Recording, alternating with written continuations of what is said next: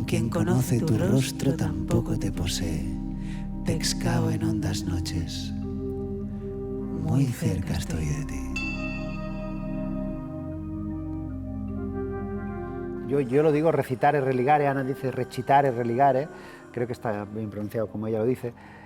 Pues eso, recitar, porque citamos a muchos autores y autoras como Simone Weil, como Clarice Lispector, el Meister Eckhart. Hemos construido catedrales y nos hemos quedado del lado de afuera. Es como un homenaje a autores eternos, como decía Goethe, ¿no? Que lo contemporáneo es lo eterno y toma las verdades, más antiguas.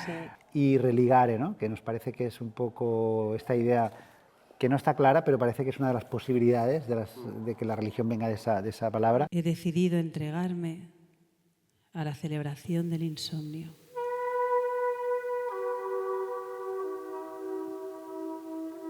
Que hay una pérdida de espiritualidad y la diana de este espectáculo al final es como reivindicar la belleza, la espiritualidad, la tradición también. Todo se podía dar excepto estar en silencio. Y es que hay un ser que vive dentro de mí como si fuese su casa y es.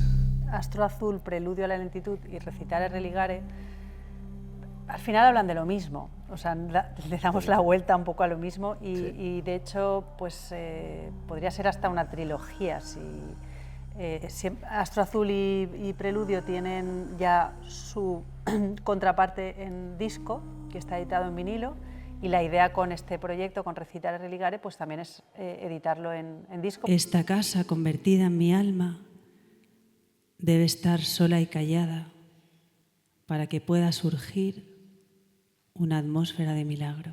Llegar hasta aquí ha sido todo un milagro, en el sentido también, ya que estamos en esta terminología, y tengo ganas de que creo que esto en sí va a ser una evolución, porque sí que creo que nuestra manera de trabajar también es una manera que, bueno, que... Es lenta. Claro, es lenta y van pasando cosas a medida que va habiendo actuaciones, y si tenemos la suerte y la dicha de que haya un par de años de actuaciones y podemos ir a sitios, pues a lo mejor de aquí a 2 años esto es otra cosa. Y ese será el próximo proyecto, que esto evolucione lo máximo posible.